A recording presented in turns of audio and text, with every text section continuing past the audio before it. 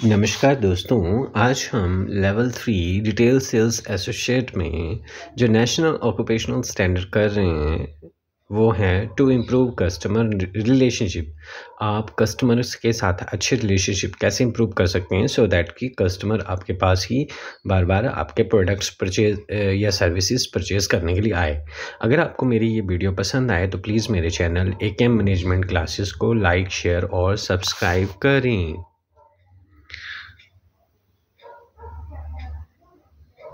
तो स्टार्ट करते हैं एलिमेंट 1 से। इसमें टोटल 3 एलिमेंट्स हैं।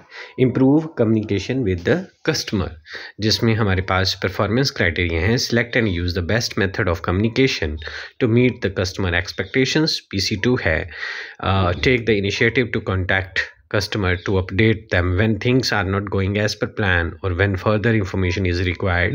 PC3 है adapt appropriate communication to respond to individual customer feeling. So PC1 है select and use the best method of communication to meet customer expectation. अब हम सभी जानते हैं कि कम्युनिकेशन जो है किसी भी तरह, चाहे डायरेक्टिव्स के लिए या कोऑपरेशंस के लिए या टीम स्पिरिट्स के लिए या सॉल्विंग या अवॉइडिंग प्रॉब्लम्स के लिए बहुत ही ज़्यादा ज़रूरी है। So generally 2 types of channel of communication जो है एक ऑर्गेनाइजेशन में यूज़ होती हैं, फॉर्मल एंड इनफॉर्मल्स। ठीक है, अगर हम मॉडर्न बिजनेस की बात करें, ठीक है, अगर हमने कस्टमर्स के या बिजनेस यूनिट में कोई भी बात आगे पहुंचानी है तो हमें इन कम्युनिकेशन चैनल्स को यूज़ करके ही करना पड़ता है।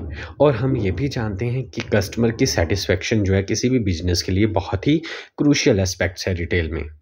सो नंबर ऑफ मेथड्स हैं कम्युनिकेशन के जिससे हम इन एक्सपेक्टेशंस को मीट कर सकते हैं।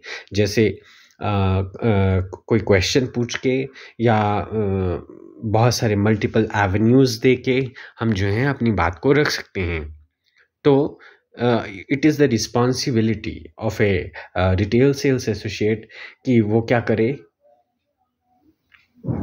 करे कि बेस्ट मेथड जो हैं कम्युनिकेट करने के लिए, कस्टमर्स की एक्सपेक्टेशन को मीट करने के लिए जो कम्युनिकेशन का बेस्ट मेथड है उसको यूज़ करें। तो जनरली वो ओरल मेथड होते हैं या मैसेजेस के थ्रू या आपकी एडवर्टाइजमेंट के थ्रू ही ये पॉसिबल है। पर कस्टमर की एक्सपेक्टेशन को मीट करने के लिए आपको बेस्ट मेथड ही यूज़ करना पड़ेगा, है ना। और वो आपको देखना पड़ेगा एक एज ए सेल्स एसोसिएट कि किस टाइप की कस्टमर के लिए बेस्ट मेथड रहेगा। Now, PC2 take the initiative to contact customer to update them when things are not going as per the plan or when the further information is required. So, customer communication problem represents some of the most important business issues today. Customer के साथ proper way से communication ही सबसे बड़ी problem रहती है। वहीं कहीं ना कहीं गैप रह जाता है जिसकी वजह से कस्टमर जो है आपका लॉयल या रिटेन नहीं कर सकते हैं, because this is which require a lot of repercussion or on the future of the business. So जिसकी वजह से क्या है कि फ्यूचर में जो भी आपकी ऑर्गेनाइजेशन का बिजनेस है उसको इफ़ेक्ट होता है। So one should contact your customer के जो कॉन्टैक्ट किया जाता है वो 2 तरह से कर सकते हैं, डायरेक्ट मेथड्स और इनडायरेक्ट मेथड। डायरेक्ट मेथड्स में हम कस्टमर को फेस टू फेस जो है इंटरेक्ट किया जाता है या डायरेक्टली कॉन्टैक्ट कर लिया जाता है। इनडायरेक्ट मैसेज में थ्रू ईमेल्स और थ्रू मैसेजेस और थ्रू टेलीग्राम, है ना, through some other media, letters, emails के थ्रू हम कांटेक्ट करते हैं कस्टमर को। सो कस्टमर को अपने बारे में, अपनी ऑर्गेनाइजेशन के बारे में, किसी प्रोडक्ट के बारे में बताना बहुत ज़रूरी होता है। सो उसके लिए क्या है, आपको ही इनिशिएटिव लेना पड़ेगा। सो आपने जनरली देखा होगा कि कुछ कंपनीज़ जो हैं वो मैसेजेस को फ्लोट करती हैं, मैसेजेस को भेजती हैं टाइम टू टाइम, चाहे वो अगर फॉर एग्ज़ाम्पल मैं इसका बहुत बढ़िया एग्ज़ाम्पल लूँगा, जैसे टेलीकॉम कम्युनिकेशंस हैं। सो वो टाइम टू टाइम आपको मैसेजेस भेजती हैं कि आपका जो है एक्सपायरी होने वाला प्लान, या आपका फीडबैक मांगती हैं, या आपका जैसे आप व्हाट्सएप कॉल करते हो तो आपसे फीडबैक लिया जाता है ताकि वो आपसे जान सकें कि कोई हमारी कम्युनिकेशन में या हमारी किसी सर्विसेज में कोई प्रॉब्लम तो नहीं आ रही है। नाउ PC3 है adept appropriate communication to respond to individual customers feeling. So आपको क्या करना है कि कस्टमर की जो फीलिंग है, जो एक्सपेक्टेशंस हैं, है ना, उसको फुलफ़िल करने के लिए सबसे बढ़िया कम्युनिकेशन जो एप्रोप्रिएट है वही कम्युनिकेशन मीडिया का यूज़ करना पड़ेगा। So various effective ways to respond customers are, various जो सबसे बढ़िया तरीके हैं जब भी आप बात करें तो प्रोफेशनल मैनर में कॉन्फिडेंट होकर बात करेंगे तभी पॉसिबल है। जब आप किसी ऑर्गेनाइजेशन में काम कर रहे हैं तो उसके रूल्स रेगुलेशंस को उसके जो पॉलिसीज़ हैं कम्युनिकेशन की उसको फॉलो करें। देन आपकी सब्जेक्ट मास्टरी होनी चाहिए, मतलब आपको प्रोडक्ट की फुली नॉलेज होनी चाहिए। कस्टमर को तभी आप कॉन्फिडेंस में ले सकते हैं। और जनरली ग्रीटिंग वर्ड्स, जो कर्टियस बिहेवियर जो है आप कस्टमर के लिए शो करें। So now we'll start with the element 2, balance the need of customer and the organization. उसमें परफॉर्मेंस क्राइटेरिया PC4 है meet customer expectation with in the organisation's service offer. PC5 है explain the reason to customer sensitively and positively when their expectation can not be met. PC6 identify alternative solutions for customer either within or outside the organization. PC7 identify the cost and benefit of these solution to the organization and to the customers.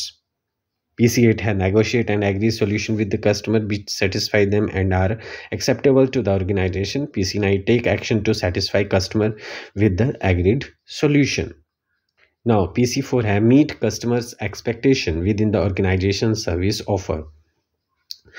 सो जो भी markets हैं वो different types की expectations पे work करती हैं about the product और services. उनके एक अपनी एक्सपेक्टेशंस होती हैं। So it is the job of marketer to identify the need of the customer. ये एक मार्केटर की वो है रिक्वायरमेंट है, जॉब की रिक्वायरमेंट कि वो कस्टमर की नीड को आइडेंटिफाई करें और उसकी एक्सपेक्टेशन को चेक करें। So different groups of customer have different expectation. Different type के कस्टमर्स की अलग तरह की एक्सपेक्टेशंस होती हैं और कोई भी बिजनेस जो एंटिटी है उसको कस्टमर की एक्सपेक्टेशंस के लिए क्लियर अंडरस्टैंडिंग होनी चाहिए। So meet customer expectation with in the organisation service offers. So जो भी ऑर्गेनाइजेशन जो है सर्विसेज या प्रोडक्ट सर्विसेज ऑफर कर रही हैं तो वो कस्टमर की एक्सपेक्टेशंस के अकॉर्डिंग ही होनी चाहिए, वो मैच करनी चाहिए। PC5 explain the reason to customer sensitively and positive when their expectations cannot be met. So हम जैसे मैंने बताया कि जो आपकी सर्विसेज आप प्रोवाइड कर रही हैं वो क्या कस्टमर की एक्सपेक्टेशंस के अकॉर्डिंग होनी चाहिए। अगर आप उसकी एक्सपेक्टेशंस को फुलफ़िल नहीं कर सकते हैं सो कस्टमर्स को हमें क्लियरली डिफ़ाइन करना है कि आपके एक्सपेक्टेशंस को हम मेट नहीं, उनको मतलब एक बोलते हैं ना, है ना, कि उसमें नहीं रखना है, दुविधा में नहीं रखना है ना, कि हम आपकी एक्सपेक्टेशन मेट कर देंगे, टाइम लगेगा, है ना। तो वो चीज़ नहीं, अगर नहीं कर सकते तो आप सिंपली और सेंसिटिवली और पॉजिटिवली वे में आप इस चीज़ को बता सकते हैं। सो कस्टमर के ऊपर फोकस करना हमारा मेन मोटिव रहता है। So attitude is everything in creating satisfied customer. So ये काम करने का अगर जज्बा हो, आपका जो तरीका हो सही हो, तो आप जो है कस्टमर की एक्सपेक्टेशन को मेट कर सकते हैं। अगर आप नहीं कर सकते हैं तो उसको क्लियरली डिफाइन करनी है ये चीज़। PC6 है identify alternative solutions for the customer either with in or outside the organisation. So customer का कोई भी कंसर्न है ना, उसके लिए आपने try to find out the best solution find out करना है। इफ़ यू अगर आपने किसी कस्टमर को सेटिस्फाई नहीं कर पाए, डिससेटिस्फाइड है, तो आप कहीं ना कहीं लॉन्ग टर्म में उस कस्टमर को हमेशा के लिए खो देंगे। सो ना it is the duty of A RSA कि आपको कस्टमर को रिटेन करना ही अपनी बेटरमेंट ऑफ बिजनेस के लिए। सो उसके लिए अल्टरनेटिव सॉल्यूशन प्रोवाइड करना भी आपका काम मिलता है ना। जो सेम सर्विस के वेरिएंट्स हैं वो भी प्रोवाइड कीजिए सो दैट क्या इफ़ यू फील कि कस्टमर को वो सॉल्यूशंस पसंद आएंगे तो वो कहीं ना कहीं बेटर है कि वो कहीं दूसरी जगह पर नहीं जाएगा सर्विसेज लेने के लिए, वो आपके साथ रिटेन रहेगा लॉन्ग टर्म के लिए। PC7 है identify the cost and benefits of this solution to the organisation and the customer. So बोलता है कस्टमर, ये बहुत इम्पेरेटिव सिचुएशन हो जाती है कि एक कस्टमर को सर्विस सॉल्यूशंस या अल्टरनेटिव प्रोवाइड किया जाए। सो अगर एक कोई कंपनी जो है कस्टमर को सेटिस्फेक्शन प्रोवाइड नहीं कर सकती है तो एक गैप रह जाता है कस्टमर और ऑर्गेनाइजेशन के बीच में। सो कस्टमर जो कंपनी जो है लॉन्ग टर्म में अपना कस्टमर जो है वो लूज़ कर देती है।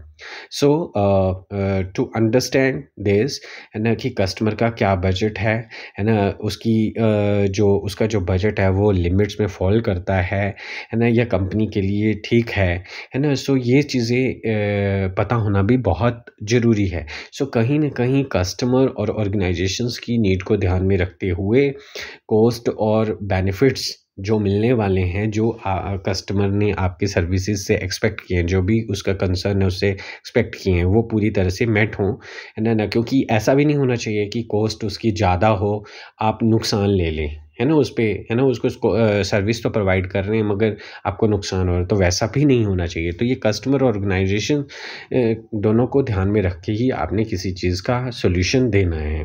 Now PCAs negotiate and agree solution with the customer which satisfy them and are acceptable to organization.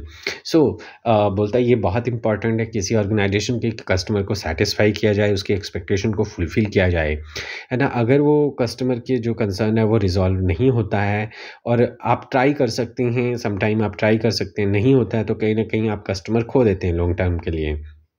तो जब भी आप कोई सॉल्यूशन प्रोवाइड कर रही हैं, चाहे वो अल्टरनेटिव सॉल्यूशन है या पर्टिकुलर सॉल्यूशन है किसी भी उसके कंसर्न का, कस्टमर के कंसर्न का, तो तो जो भी आपने सॉल्यूशन आपने कस्टमर को दिया है उसको प्रॉपर वे से नेगोशिएट करना है, और है ना तभी एग्री करना है जब कस्टमर सेटिस्फाई फील करे कि हाँ, जो आप उसके कंसर्न का सॉल्यूशन दे रहे हैं, उसके प्रॉब्लम का सॉल्यूशन दे रहे हैं, वो उसके लिए वो उसको स्वीकार करता है।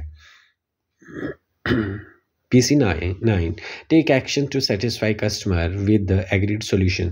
सो जो भी सॉल्यूशन आपकी कस्टमर की प्रॉब्लम का सॉल्व हुआ है, वो कहीं ना कहीं क्या है, आपको क्या करना है, उसका एक्शन जो है लेना है ना। जो भी सॉल्यूशन आप दोनों में RSA और या जो डीलिंग कर रहा है कस्टमर के साथ, अगर जो भी फाइनल हुआ है उसके साथ आपने क्या करना है,